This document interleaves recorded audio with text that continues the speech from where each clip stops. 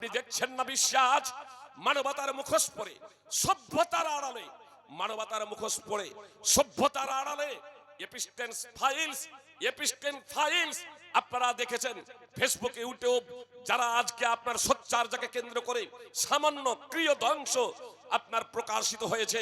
যারা একেবারে বয়স্ক আছেন, যারা অ্যান্ড্রয়েড মোবাইলের সাথে সম্পর্ক রাখেন না, হয়তো তারা বিষয়টা বুঝতে পারছেন না। কিন্তু আপনার যুবক যারা আছেন 25, 30, 40, 50 বছর যাদের বয়স, এরা খুব ভালোভাবেই জানেন এপিস্টিন ফাইল সম্পর্কে অবগত। মানবতার মুখোশ পরে সভ্যতার আড়ালে পশ্চিমী দুনিয়ার এবং সারা পৃথিবীর আপনার ও মুসলিমরা কিভাবে আপনার কচি কচি মেয়েদেরকে ধর্ষণ করে, বলাৎকার করে। শুধু তাই নয়, তাদের আপনার পছন্দনীয় আপনার কলিজা, আপনার চোখ, কান, মাংস কিভাবে তারা ছেড়ে ছিঁড়ে ছিঁড়ে খেয়েছে।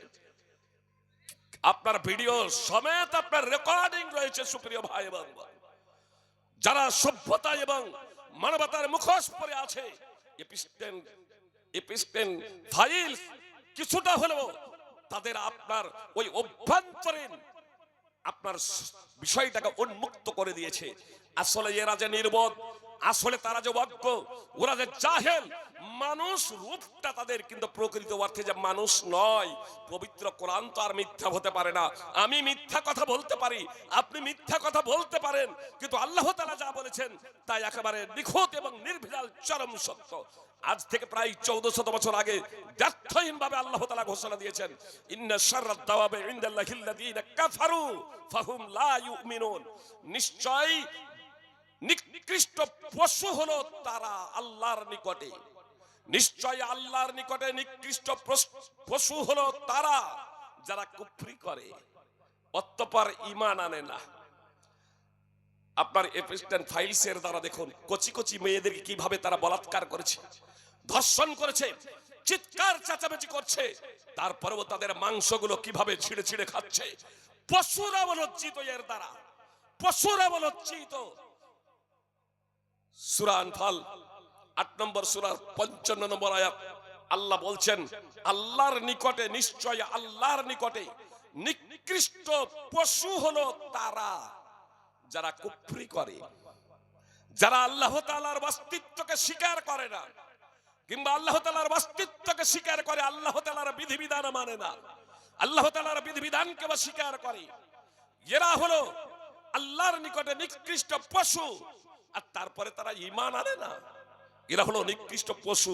সুপ্রিয় ভাই এবং বোন, দাওয়াব শব্দটি দাব্বার বহুবচন, পশু আবিধানিক অর্থে যদিও মানুষ এবং পশু ইত্যাদি অর্থে ব্যবহৃত হয়, কিন্তু আপনার প্রচলিত অর্থে আপনার এ দাওয়াব শব্দটি, দাব্বা শব্দটি আপনার পশুর জন্যই ব্যবহৃত হয়, মানুষের জন্য না।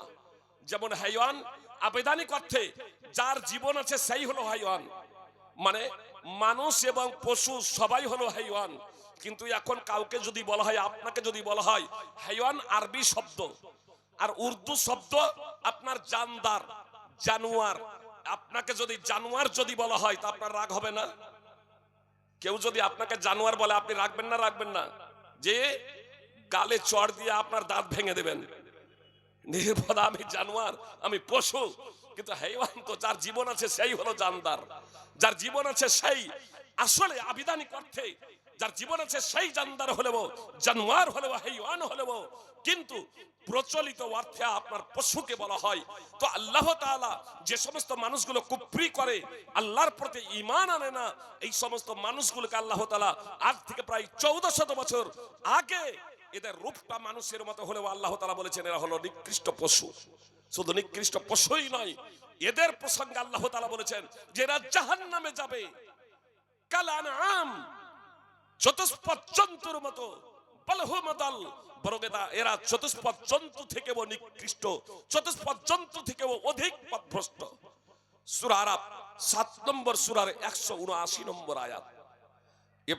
এপিস্টেন ফাইলস এর সাথে এই বিষয়টা আপনারা অধ্যয়ন করতে পারেন। সুপ্রিয় ভাই এবং বোন, আজ সারা বিশ্ব দেখছে মানবতা এবং সভ্যতার আড়ালে এই প্রচলিত শিক্ষার ডিগ্রিধারীরা কিভাবে কচিকাচাদের মাংসগুলো ছিঁড়ে ছিঁড়ে খেয়েছে, কিভাবে তাদেরকে ধর্ষণ করেছে।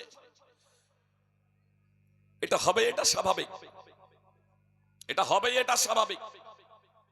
জি, যার অন্তরে আল্লাহর ভয় নাই, ওহির যার জ্ঞান নাই, তার দ্বারা সব কিছু সম্ভব। এটা আল্লাহ তাআলা 1400 বছর আগে দায়িত্বহীন ভাবে ঘোষণা দিয়েছে।